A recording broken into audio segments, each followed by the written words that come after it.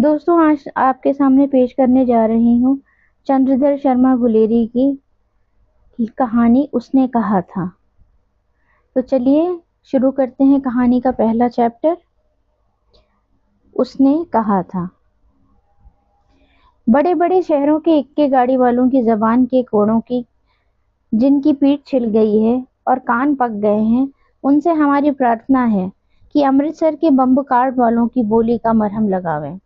जब बड़े बड़े शहरों की चौड़ी सड़कों पर घोड़े की चपेट चाबुक से धुनते हुए इक्के वाले कभी घोड़े की नानी से अपना निकट संबंध स्थिर करते हैं, कभी राह चलते पैदलों की आंखों के न होने पर तरस खाते हैं, कभी उनके पैरों की उंगलियों के पोरों को चीत कर अपने ही को सताया हुआ बताते हैं और संसार भर की ग्लानि, निराशा और क्षोभ के अवतार बने ना किसी चले जाते हैं।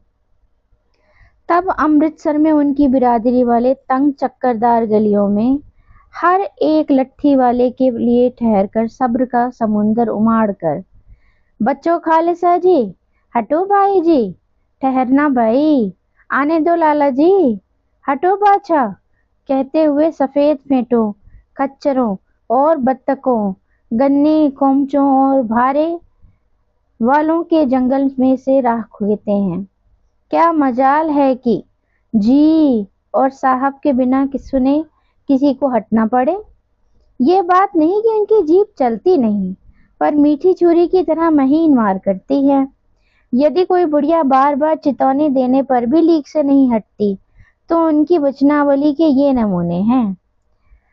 हट जा जीड़े जोगिए, हट जा कर्मा वालिए, हट जा पुत्ता प्यारिए, बच जा लंबी वालिए। समष्टि में इनके अर्थ हैं कि तू जीने योग्य है, तू भाग्यों वाली है, पुत्रों को प्यारी है, लंबी उम्र तेरे सामने है, तू क्यों मेरे पहिए के नीचे आना चाहती है, बच जा। एक बम्बू कार्ट वालों के बीच में से होकर एक लड़का और एक लड़की चौक की एक दुकान पर आ मिले। उसके बालों और इसके ढीले सुथने से जान पड़ता था कि दोनों सिख हैं। वह अपने मामा के केश धोने के लिए दही लेने आया था और ये रसोई के लिए बढ़िया। दुकानदार एक परदेसी से गुथ रहा था जो शेर भर गीले पापड़ों की गड्डी को गिने बिना हटता न था। तेरे घर कहाँ है? मगरे में। और तेरे? मांझे में। यहाँ कहाँ रहती है? अतर सिंह की बैठक में, वे मेरे मामा होते हैं। मैं भी मामा के यहाँ आया हूँ, उनका घर गुरु बाजार में है। इतने में दुकानदार निपटा और इसका सौदा देने लगा।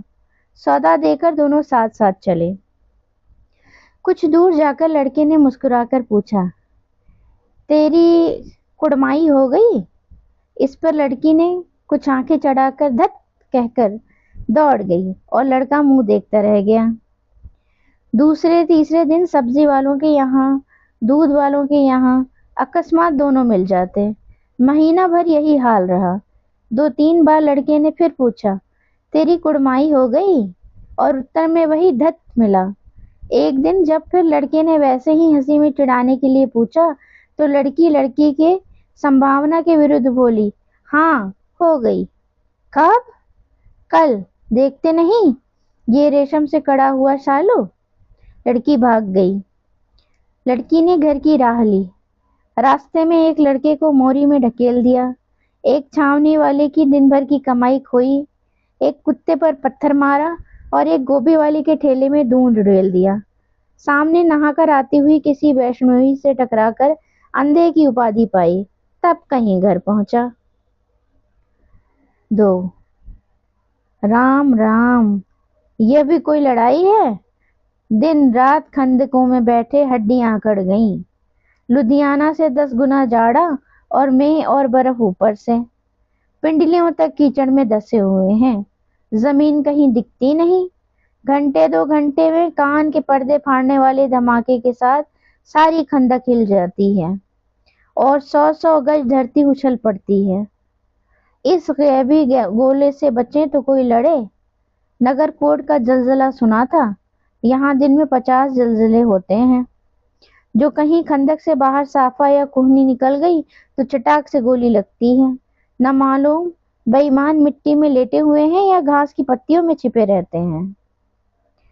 लहना सिंह, और 3 दिन हैं, 4 तो खंदक में बिता दिए हैं।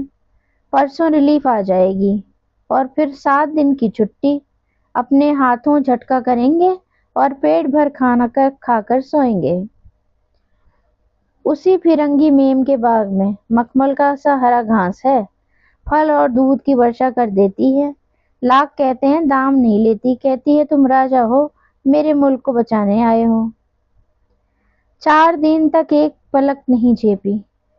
बिना फेरे घोड़ा बगड़ता है और बिना लड़े सिपाही।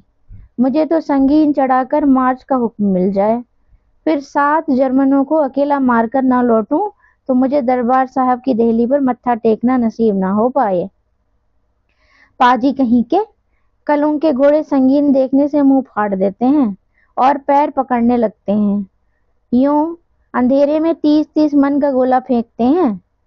उस दिन धावा किया था, 4 मील तक एक जर्मन नहीं छोड़ा था। पीछे जनरल ने हट जाने का कमान दिया, नहीं तो सीधे बर्लिन पहुंच जाते। क्यों? सूबेदार हजार सिंह ने मुस्कुराकर कहा, लड़ाई के मामले जमादार या नायाब के चलाए नहीं चलते, बड़े अफसर दूर की सोचते हैं। 300 मील का सामना है, एक तरफ बढ़ गए तो क्या होगा? सूबेदार जी सच है, लहना सिंह फिर बोला, पर क्या करें, हड्डियों हड्डियों में तो जाड़ा धस गया है। सूर्य निकलता नहीं और खाई के दोनों तरफ के चंबों की बावलियों के से सोते झर रहे हैं। एक धावा हो जाए तो गर्मी आ जाए। उधमी उठ, सिगड़ी में कोले डाल। वजीरा तुम 4 जने बाल्टियां लेकर खाई का पानी बाहर फेंको। लहना सिंह, शाम हो गई है, खाई के दरवाजे का पहरा बदल दे। ये कहते हुए सूबेदार सारी खंदक में चक्कर लगाने लगे। वजीरा सिंह पलटन का विदूषक था। बाल्टी में गंदा पानी भरकर खाई के बाहर फेंकता हुआ बोला, मैं पाधा बन गया हूँ। करो जर्मनी के बादशाह का तर्पण। इस पर सब खिलखिला पड़े और उदासी के बादल फट गए। लहना सिंह ने दूसरी बाल्टी भरकर उसके हाथ में देकर कहा, अपनी बाड़ी के खरबूजों में पानी दो, ऐसा खाद का पानी पंजाब भर में नहीं मिलेगा। हाँ, देश क्या है, स्वर्ग है। मैं तो लड़ाई के बाद सरकार से 10 गुमा जमीन यहीं मांगा लूंगा और फलों के बूटे लगाऊंगा। लाड़ी होरा को भी यहीं बुला लोगे या वही दूध पिलाने वाली फिरंगी में? चुप कर, यहाँ वालों की शर्म नहीं। देश देश की चाल है। आज तक मैं उसे समझा न सका कि सिख तंबाकू नहीं पीते। वह सिगरेट देने में हट करती है, होठों से लगाना चाहती है और मैं पीछे हटता हूँ तो समझती है कि राजा बुरा मान गया, अब मेरे मुल्क के लिए लड़ेगा नहीं। अच्छा, अब बोधा सिंह कैसा है? अच्छा है, जैसे मैं जानता ही ना हूँ। रात भर तुम अपने कंबल उसे उड़ाते हो और आप सिगड़ी के सहारे गुजारा करते हो। उसके पहरे पर आप पहरा दे आते हो और अपने सूखे लकड़ी के तख्तों पर उसे सुलाते हो। आप कीचड़ में पड़े रहते हो, कहीं तुम ना मांदे पड़ जाना। जाड़ा क्या है, मौत और निमोनिया से मरने वालों के मुरब्बे नहीं मिला करते। मेरा डर मत करो, मैं तो बुलेल की खड्ड के किनारे मरूंगा। भाई कीरत सिंह की गोदी में मेरा सिर होगा और मेरे हाथ के लगाए हुए आंगन के आम के पेड़ की छाया होगी। वजीरा सिंह ने त्योरी चढ़ाकर कहा, क्या मरने मारने की बात लगाई है? मरे जर्मनी और तुर्क। हाँ भाइयों, कुछ गाओ। दिल्ली शहर ते पिशौर नू जांदिए, कर लेना लौंगा दा व्यापार माड़िए, कर लेना नाड़े दा सौदा अड़िए। ओए लाड़ा चटाका कदमे नू, कदू बड़िया वे मजेदार गोरिए, हुण लाड़ा चटाका कदुए नू। कौन जानता था कि दाढ़ियों वाले घरवारी से कैसा लुच्चों का गीत गाएंगे, पर सारी खंदक इस गीत से गूंज उठी और सिपाही फिर ताजे हो गए, मानो 4 दिन से सोते और मौज ही करते रहे हों। 3 दोपहर रात गई है, अंधेरा है, सन्नाटा छाया हुआ है। बोधा सिंह खाली बिस्किटों के 3 टिनों पर अपने दोनों कंबल बिछाकर और लहना सिंह के 2 कंबल और एक बरान कोट ओढ़कर सो रहा है। लहना सिंह पहरे पर खड़ा हुआ है। एक आंख खाई के मुंह पर है और एक बोधा सिंह के दुबले शरीर पर। बोधा सिंह कराहा, क्यों बोधा भाई, क्या है? पानी पिला दो। लहना सिंह ने कटोरा उसके मुंह से लगाकर पूछा। कहो कैसे हो? पानी पीकर बोधा बोला, कंपनी छूट रही है, रोम रोम में तार दौड़ रहे हैं, दांत बज रहे हैं। अच्छा मेरी जर्सी पहन लो। और तुम? मेरे पास सिगड़ी है और मुझे गर्मी लगती है, पसीना आ जा रहा है। ना मैं नहीं पहनता, 4 दिन से तुम मेरे लिए। हाँ याद आई, मेरे पास दूसरी गर्म जर्सी है, आज सवेरे ही आई है विलायत से, मेम बुन बुन कर भेज रही है, गुरु उनका भला करे। यूँ कहकर लहना ने अपना कोट उतारकर जर्सी उतारने लगा। सच कहते हो? और नहीं झूठ? यूँ कहकर ना ही करते बोधा ने को उसने ज़बरदस्ती जर्सी पहना दी और आप खाकी कोट और जीन का कुर्ता भर पहनकर पहरे पर आ खड़ा हुआ। मेम की जर्सी की कथा केवल कथा ही थी। आधा घंटा बीत गया। इतने में खाई के मुंह से आवाज आई, सूबेदार हजार सिंह। कौन? लप्टन साहब, हुक्म हुजूर। कहकर सूबेदार तनकर फौजी सलाम करके सामने हुआ। देखो इसी दम धावा करना होगा। मील भर की दूरी पर पूरब के कोने में एक जर्मन खाई है, उसमें 50 से ज़्यादा जर्मन नहीं है। इन पेड़ों के नीचे 2 खेत काट कर रास्ता है, 3-4 घुमाव हैं, जहाँ मोड़ है वहाँ 15 जवान खड़े कर आया हूँ। तुम यहाँ 10 आदमी छोड़कर सबको साथ ले उनसे जा मिलो। खंदक छीन कर वहीं जब तक दूसरा हुक्म न मिले डटे रहो, हम यहाँ रहेंगे, जो हुक्म।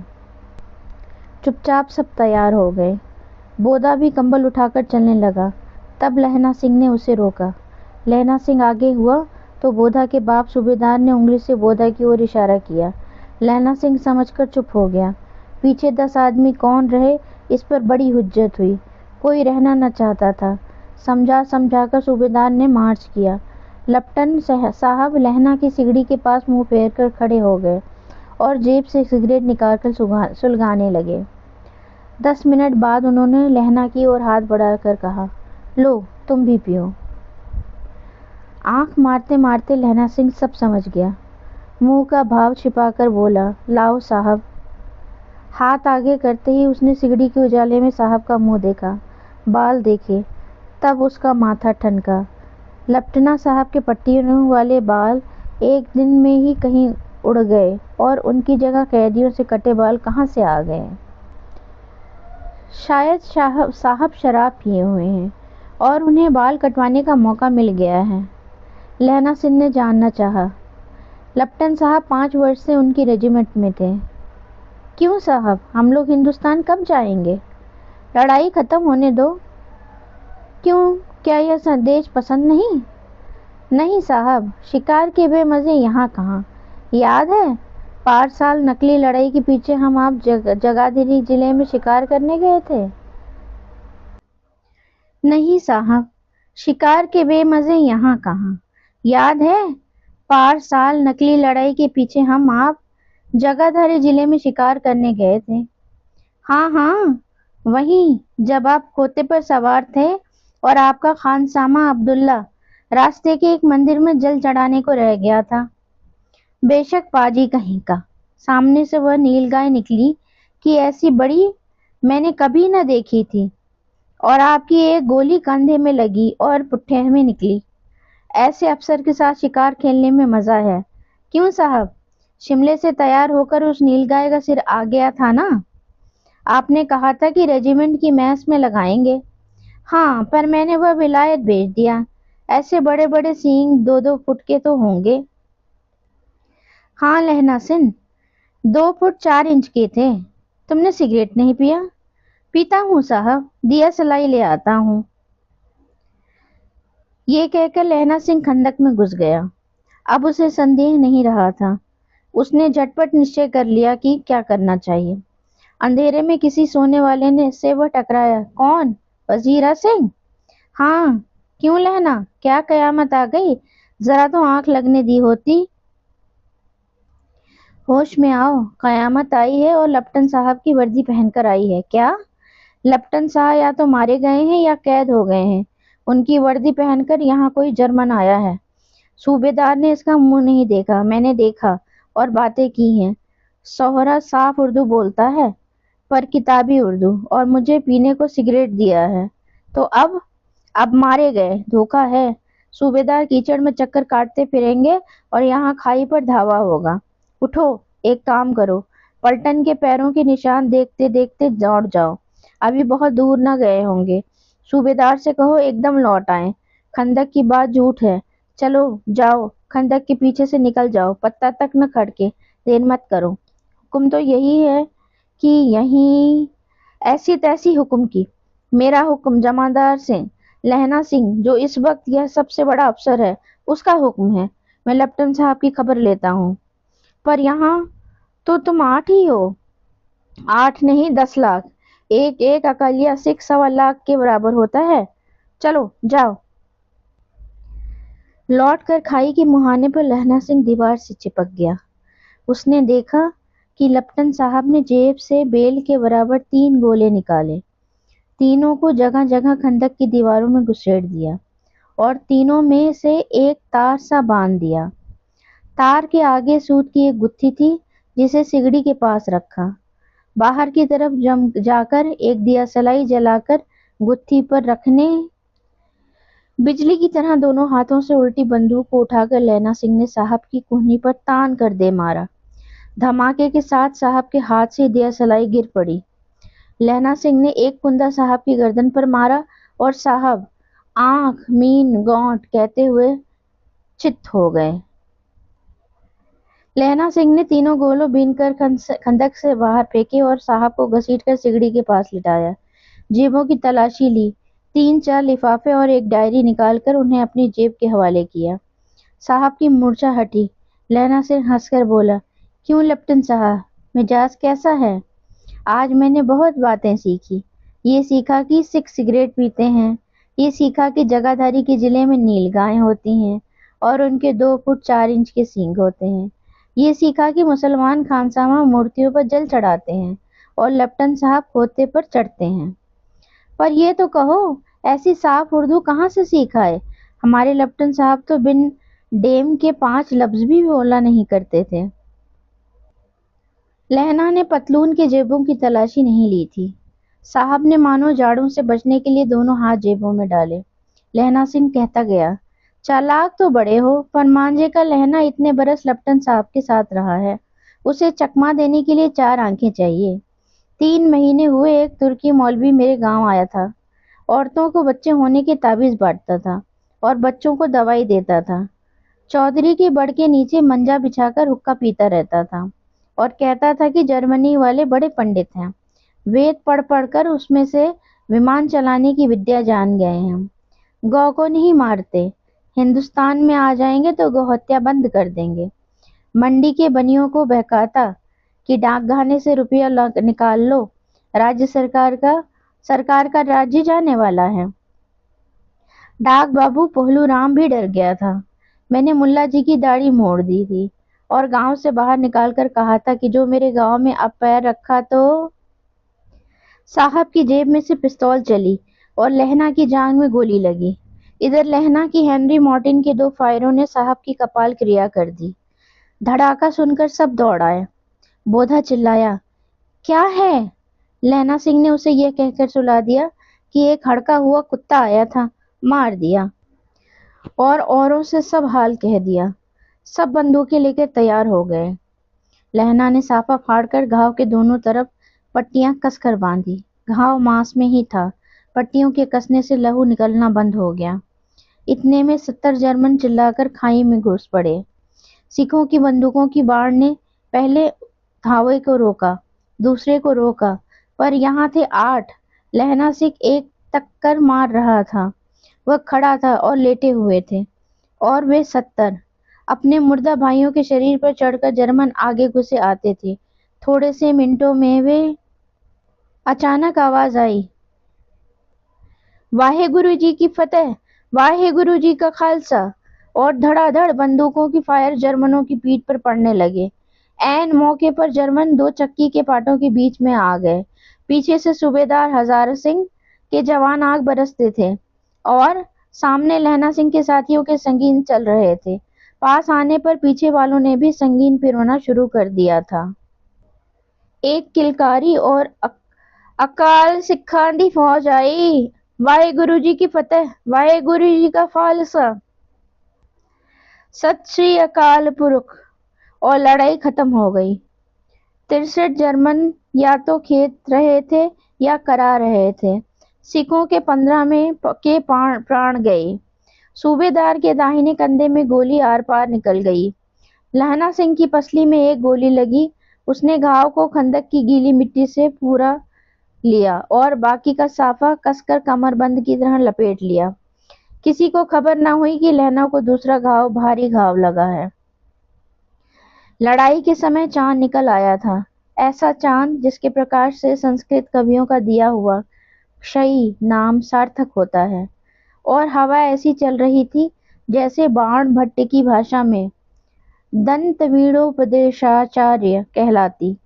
वजीरा सिंह कह रहा था कि कैसे मन भर फ्रांस की भूमि मेरे बूटों से चिपक रही थी। जब मैं दौड़ा दौड़ा सूबेदार के पीछे गया था, सूबेदार लहना सिंह से सारा हाल सुन और कागजात पाकर वे उसकी तुरंत बुद्धि को सराह रहे थे और कह रहे थे कि तू ना होता तो आज सब मारे जाते। इस लड़ाई की आवाज 3 मील दाहिनी ओर की खाई वालों ने सुन ली थी।